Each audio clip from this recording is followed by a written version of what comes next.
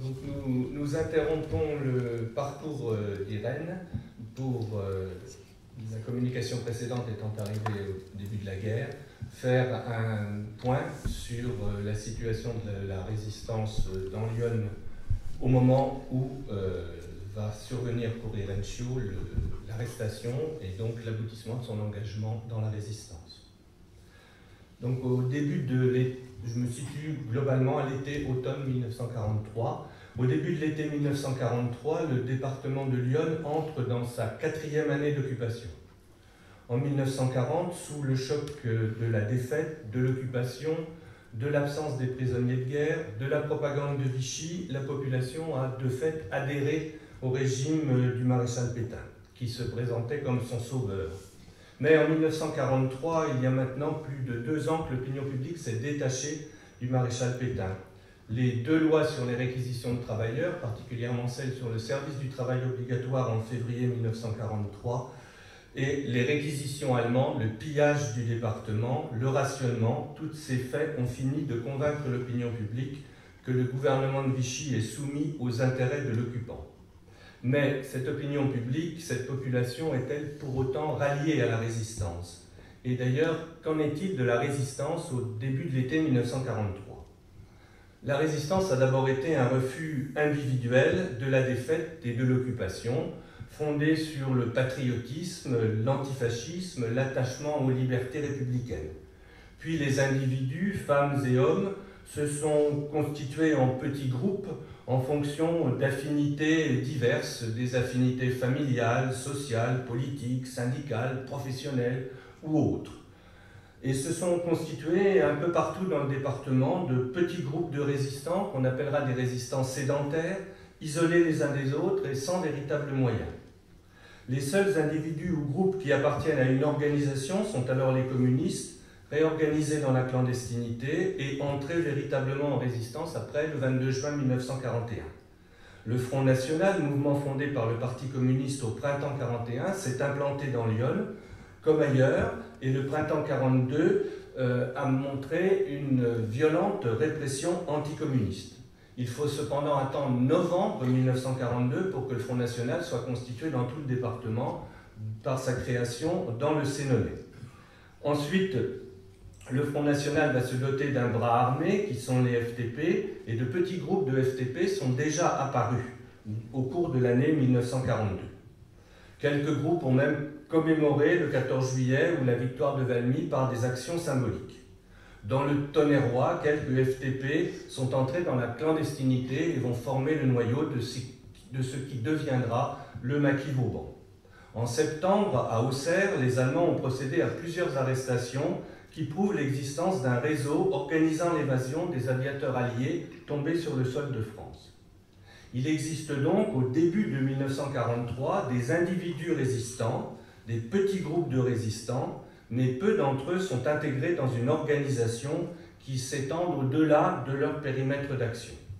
Pour devenir la résistance, avec un grand L et le singulier, pour devenir une force, ces groupes de résistants doivent relever plusieurs défis.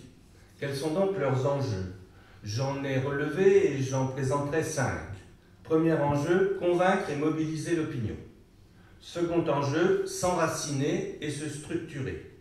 Troisième, développer ses relations avec Londres. Quatrième, agir, c'est-à-dire combattre la collaboration et l'occupant, car il n'est pas de résistance simplement dans sa conscience, il n'est de résistance que s'il y a transgression et action. Et malheureusement, le 5e enjeu sera de survivre à la répression qui vise à l'empêcher d'atteindre ses objectifs. Premier enjeu donc, convaincre et mobiliser l'opinion. L'enjeu de la conquête de l'opinion est essentiel pour la résistance qui doit convaincre de la justesse de son combat et de la nécessité de s'y associer. Dès le printemps 1941, je fais un certain nombre de citations qui sont empruntées à des rapports préfectoraux. Mais ce n'est pas facile d'entendre les guillemets. Là, par exemple, j'en ouvre. Des papillons et des graffitis favorables à l'Angleterre se multiplient. J'ai bien dit printemps 1941. À Auxerre, des drapeaux anglais grossièrement dessinés et coloriés apparaissent sur les murs à l'occasion de la campagne des V De Gaulle est à Londres ayant appelé les populations à tracer des V de la victoire un petit peu partout sur les murs. Les rapports préfectoraux affirment qu'au printemps 1941, la population de Lyon, même si elle respecte, je cite, la personnalité du chef de l'État, cette population est hostile à la politique de collaboration de son gouvernement.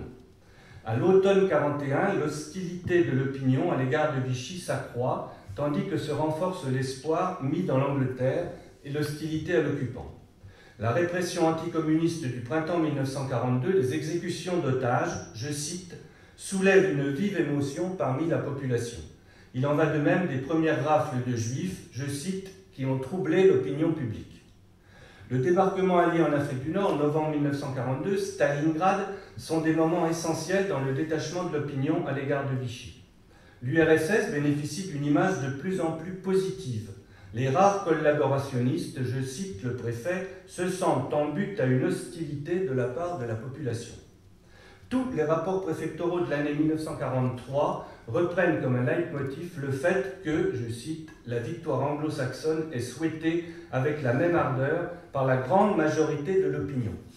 Le préfet écrit le 2 avril 1942 que, par hostilité à la politique de collaboration, il ne me paraît pas exagéré de dire que 80 à 90% de la population ne suit pas le gouvernement. Les réquisitions de blé, de pommes de terre, de chevaux, maintenant de travailleurs avec le service du travail obligatoire, le rationnement, les pénuries alimentent la haine de l'occupant. Les jeunes cherchent à se soustraire par tous les moyens au service du travail obligatoire. Les gendarmes ne font pas de zèle pour les retrouver, pas tous. Et maintenant que les Allemands ont capitulé en Tunisie, on s'attend, je cite, à une action sur le continent. Il faut dire qu'au printemps, à l'été 1943, on attend avec de plus en plus de conviction un débarquement pour l'automne 1943. La population espère cela vraiment très fortement. La résistance a joué un rôle dans la mobilisation de cette population. À la fin de l'été 1943, l'action armée de la résistance fait une brutale irruption dans la vie du département avec les sabotages, les premiers soldats allemands tués, et le préfet s'émeut de, je cite, l'apparition d'une véritable campagne de terrorisme. Les gendarmes reçoivent des lettres de menaces et sont impressionnés. Les maires veulent démissionner. On approuve la résistance, je cite, on parle avec émotion des petits gars qui sont dans les bois.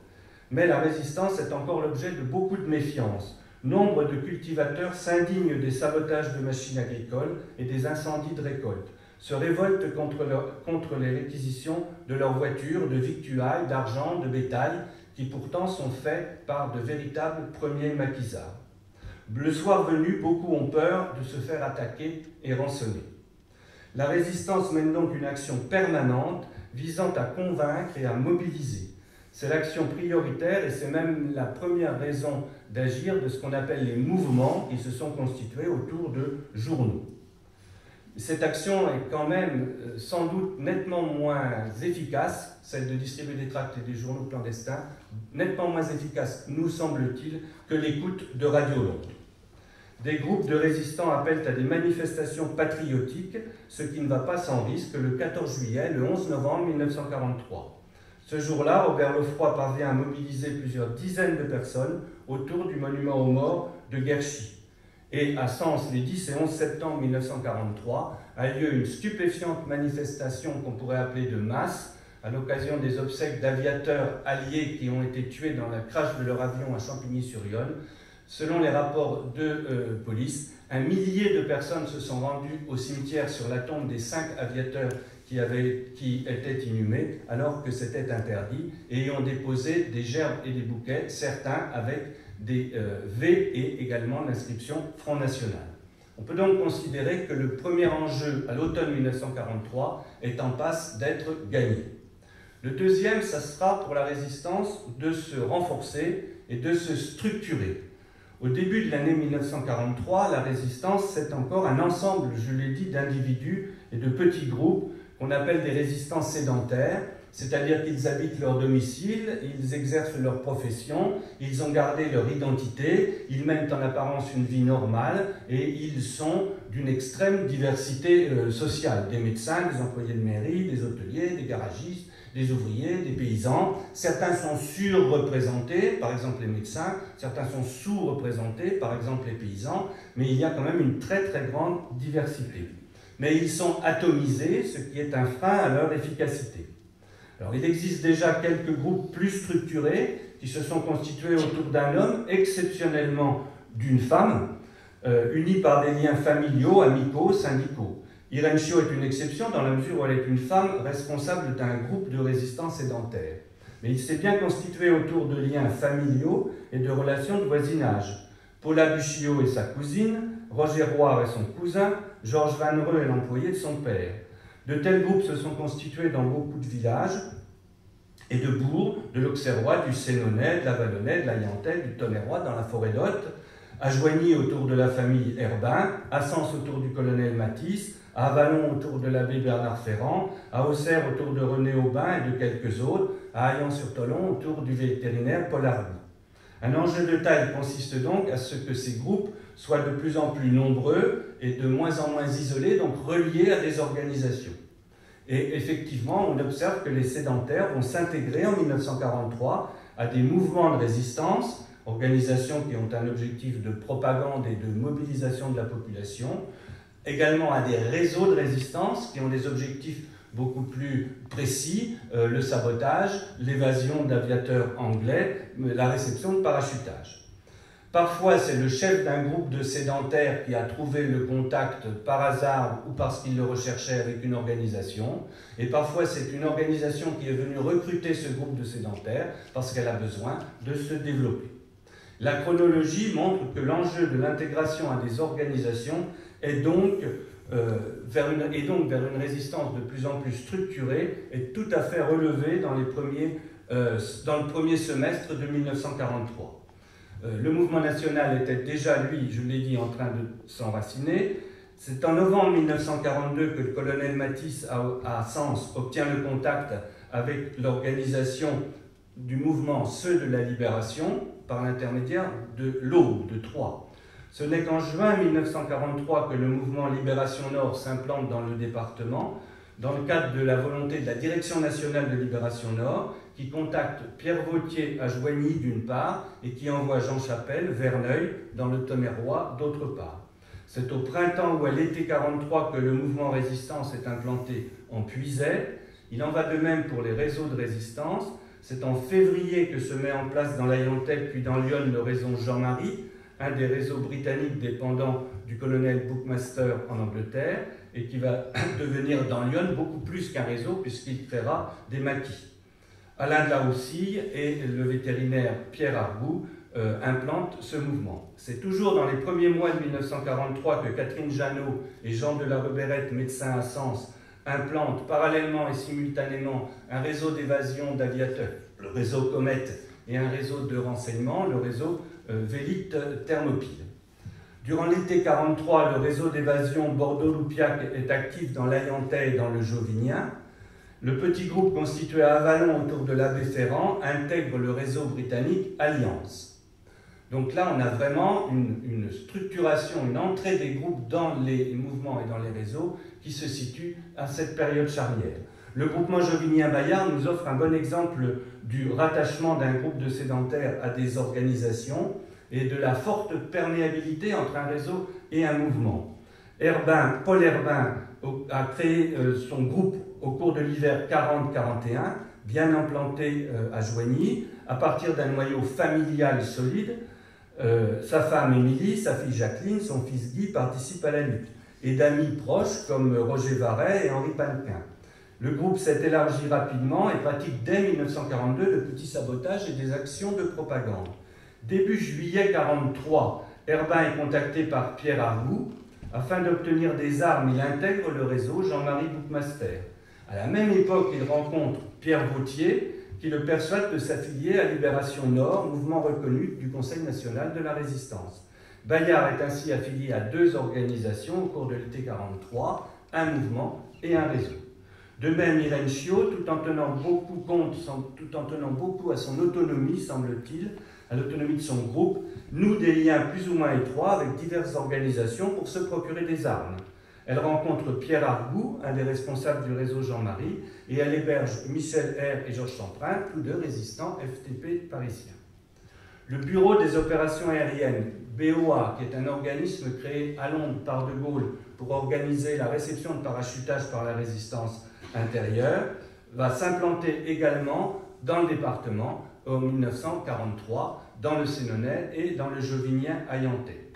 Les FTP multiplient leurs groupes au cours de cette période-là. Même si l'implantation des organisations, parce que j'ai cité beaucoup de mouvements et beaucoup de réseaux, c'est une des particularités de la résistance dans Lyon, que la présence de beaucoup de mouvements et beaucoup de réseaux, mais il serait faux de croire qu'ils sont présents partout dans le département de Lyon. Mis à part le Front National qui s'étend effectivement sur tout le département, les autres sont très sectorisés, pourrait-on dire. Le réseau Jean-Marie essentiellement dans l'Ayantais et dans le nord-ouest du département, par exemple le réseau Vélic Thermopyle essentiellement dans le Sénonais. En tout cas, l'enjeu de la structuration et du renforcement est acquis à l'automne 1943. Troisième enjeu, développer leurs relations avec Londres. Pour que les résistants prennent conscience d'un combat national et d'un combat international, il faut qu'ils soient reliés avec la résistance extérieure. La résistance extérieure, Londres, De Gaulle a besoin d'eux pour se faire reconnaître par la population française, et eux ont besoin de Londres et des Anglais pour s'approvisionner en armes. Trois canaux, ça va se faire sous trois formes, les relations avec Londres. La première forme, c'est l'aide aux aviateurs alliés tombés sur le sol de France. Ça, c'est quelque chose de très important, de très impressionnant, qui a été beaucoup étudié et très bien étudié récemment. La solidarité des populations du département de Lyon, comme de toute la zone occupée de la France, mais le département de Lyon se trouve avec celui de l'Aube sur une trajectoire qui fait revenir les avions en Angleterre, et donc les pilotes qui tombent sur le nord de la France sont nombreux. La solidarité des populations est grande, et on voit se constituer des réseaux qui ont pour but de les récupérer, de les cacher, de les loger et de les faire repartir le plus vite possible, car à Londres on a besoin d'eux. Des réseaux se constituent, et donc on voit dans Lyon, d'une part dans le Jovinien, l'Ayantais, le réseau Bordeaux-Loupiac, qui s'implante par l'intermédiaire d'un étudiant parisien qui réside dans la région, et on va avoir au moins une vingtaine d'aviateurs qui vont être cachés et qui ensuite vont être rapatriés. De même, dans le Sénonais, Catherine Janot, parce qu'un aviateur est arrivé dans le domicile de sa mère un matin de décembre 1942, un aviateur qui ne parlait pas français, la mère de Catherine Janot l'a caché, a fait revenir sa fille de Paris. Sa fille a demandé au médecin, son ami Jean de la Rebérette, de lui prêter des vêtements civils, et elle l'a emmené à Paris. À Paris, elle a caché l'aviateur et elle a cherché des contacts. Elle a trouvé des contacts avec un des plus importants réseaux de rapatriement des aviateurs, le réseau Comet, qui était fondé par une jeune femme belge et qui travaille sur la ligne depuis Paris jusqu'aux Pyrénées, ensuite l'Espagne, ensuite soit le Portugal pour regagner l'Angleterre, soit Gibraltar pour regagner l'Angleterre. Et dans Lyon, par l'intermédiaire de ce réseau, un bon nombre d'aviateurs ont été récupérés et ont suivi cette ligne pour être cachés. Ça va parfois très vite. Catherine Janot a gardé contact avec le premier aviateur de décembre 1942 et en moins de 3 semaines, il était en Angleterre. De même, les aviateurs qui ne sont pas morts dans le crash de Champigny, on a pu les suivre et ils ont été récupérés très vite. Ça, c'est donc un des moyens de liaison avec Londres. Le deuxième moyen, c'est le plus connu, c'est la réception des parachutages. Les parachutages se font... Alors, l'objectif des parachutages, c'est de faire tomber sur le sol de France et donc de Lyon des armes et des munitions, non pas pour combattre, parce que combattre en 1943 eût été quelque chose qui n'était pas raisonnable et qui n'était pas possible face à la puissance de l'armée allemande, mais de stocker des armes pour pouvoir combattre quand surviendrait le débarquement et constituer un second front à l'arrière. On observe donc au printemps 1943 nombre de parachutages. Pour avoir un parachutage, il faut qu'au sol une équipe se soit constituée, il faut qu'elle ait envoyé à Londres les coordonnées d'un terrain de parachutage, il faut que des gens aient écouté les messages radio leur disant que ça aurait lieu ce soir-là. Il faut que le soir, la nuit plutôt, les gens aient été sur place pour accueillir l'avion. Il faut qu'ensuite ils aient caché les armes. Tout ceci suppose une réelle organisation et concertation permanente avec Londres. Parachutage par l'intermédiaire d'un organisme anglais, le SOE, dans l'Ayantais et le Jovinien. Parachutage par l'intermédiaire du Bureau des opérations aériennes dans le Sénonais. Le premier dans le Sénonais ayant lieu à Michery, dans le cadre d'un organisme anglais SOE. Peu de temps après, à Nailly, tout ça c'est dans la région de Sens, et à Soucy. Et on a donc à ce moment-là bon nombre de parachutages qui font bien prendre conscience aux sédentaires. Ils sont intégrés dans un combat plus large qu'eux. Donc l'enjeu de liaison avec Londres est tout à fait tenu par rapport en liaison avec les organisations qu'ils ont intégrées. Le quatrième enjeu, avais-je dit, c'était de combattre l'occupant et ses collaborateurs. Combattre l'occupant et les collaborateurs, ça ne veut pas dire déclencher la guérilla à l'automne 1943, c'est absolument pas possible. Les premiers soldats allemands tués par la résistance le furent effectivement en 1943, mais parce qu'ils se trouvaient sur le chemin de résistants armés qui osèrent profiter de l'occasion, comme celui qui fut abattu en forêt d'Hôte par des hommes du maquis Vauban, le premier soldat allemand abattu dans Lyon en mai 1943, les 3 soldats allemands abattus par les frères Paquet à Sens le 22 septembre 1943, ou les 3 soldats allemands tués par les hommes du maquis de la Flèche Noire, sans doute le maquis alors le plus actif, dans le Tonnerrois, tout ça en octobre 1943. Les premiers attentats contre les collaborationnistes français ont également lieu. Pandolfi échappe à un attentat le 10 mai, Séquigny est abattu à Ormois le 3 septembre, Charlot est attaqué le lendemain à Villeneuve-la-Guyard, le délégué de l'information du gouvernement de Soucy est assassiné à Soucy, exécuté plutôt à Soucy le 24 septembre. Donc les premiers attentats, effectivement, cherchés et voulus pour les collaborationnistes parce que l'occasion se présente pour les Allemands. Pour l'essentiel, le combat contre les Allemands passe par le sabotage. Les premiers sabotages ont eu lieu en 1942. En 1943, ça s'intensifie. Il y en a une quarantaine au tournant de l'automne 1943. On sabote les écluses sur le canal de Bourgogne, en particulier les groupes du Tonnerrois. On sabote les écluses sur le canal du Nivernais. On sabote les premiers sabotages ferroviaires ont lieu, soit sur la voie ferrée, en particulier la grande voie ferrée de PLM, soit dans le très important dépôt de La Roche-Migène. Là, à Migène, Louis Riglet et son groupe sabotent 2 locomotives. Là, il y a une série de sabotages très impressionnants. Riglet sabote 2 locomotives le 12 août 1943 et 17 locomotives dans la nuit du 24 au 25 août 1943. Le groupe Bayard, le 23 septembre, sabote une grue de 50 tonnes qui servait au déblaiement des voies, qui stationnait là pour une nuit. Dans la nuit du 27 au 28 septembre 1943, l'équipe de Riglet sabote un appareil qui s'appelait un tour à roue, qui servait à la réparation des essieux imbibés, tandis que le groupe Bayard, il y a une coordination entre Riglet et Bayard, à partir du moment où ils se sont reconnus, qui détruit 2 fours utilisés également, qui utilisaient un métal pour ces réparations. Et le sabotage le plus spectaculaire est bien sûr celui du train de munitions à Pontigny par Georges Van Dreux le 7 octobre 1943. Corinne va en reparler.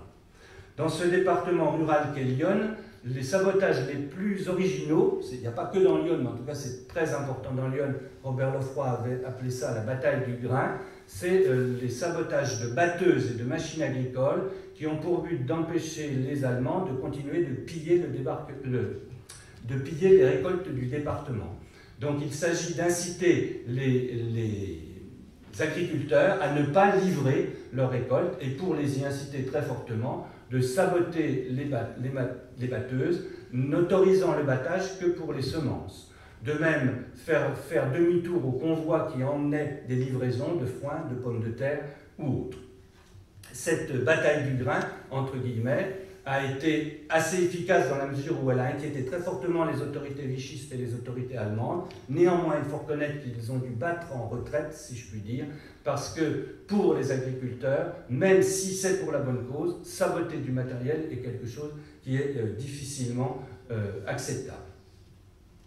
Les premiers maquis apparaissent alors dans Lyon, les tout premiers maquis apparaissent alors dans Lyon. On est toujours à septembre 1943, mais on entendra par maquis un petit groupe de clandestins qui obéit à un chef et qui est très mobile et qui se déplace et qui a pour but de faire des sabotages.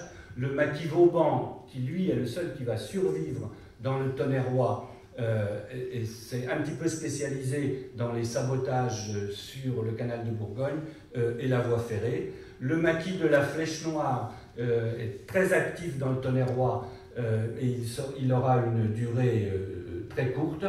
Et le maquis des frères Horteur, qui s'installe près du Mont-Saint-Sulpice, est également en cours de formation et aura une courte existence, mais est déjà passé à l'action.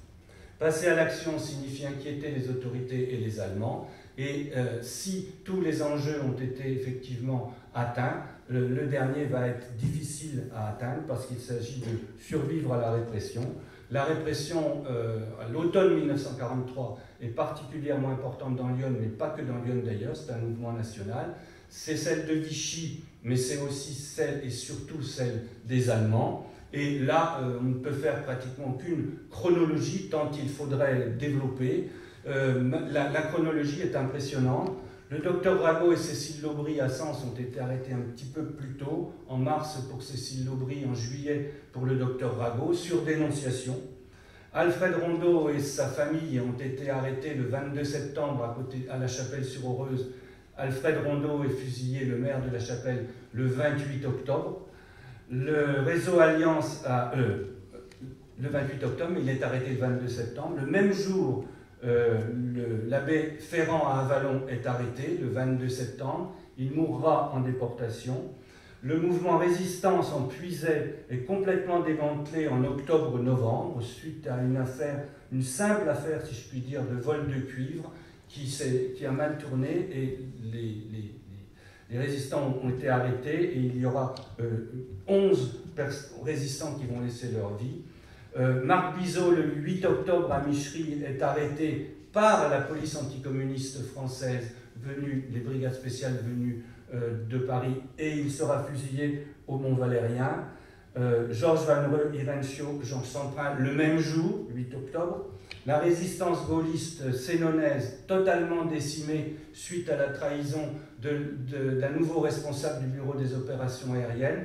Et à partir du 13 octobre, c'est une chaîne de dénonciations et d'arrestations, plus d'une vingtaine.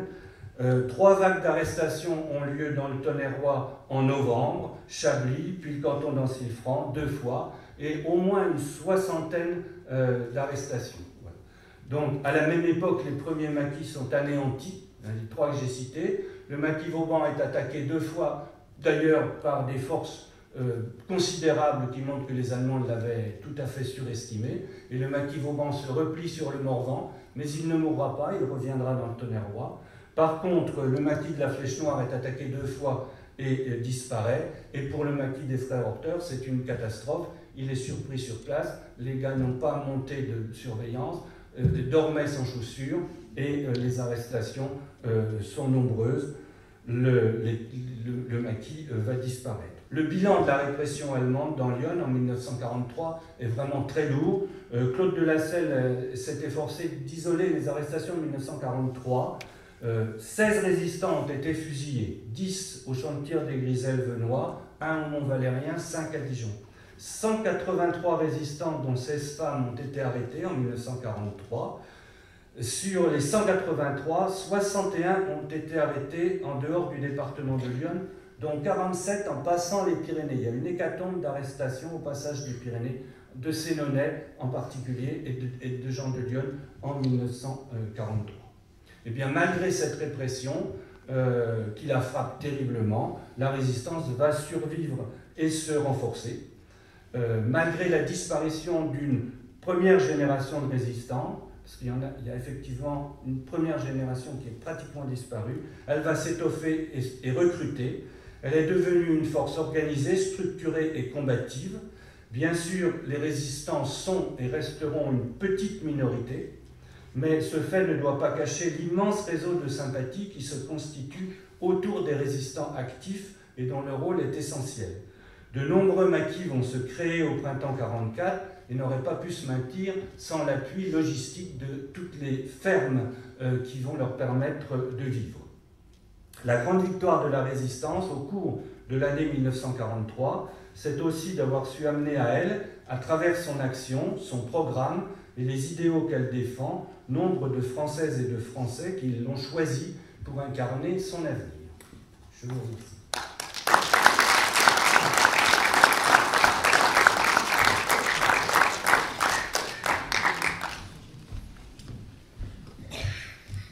Merci Joël. On sent que c'est pas ton premier colloque. On s'en va.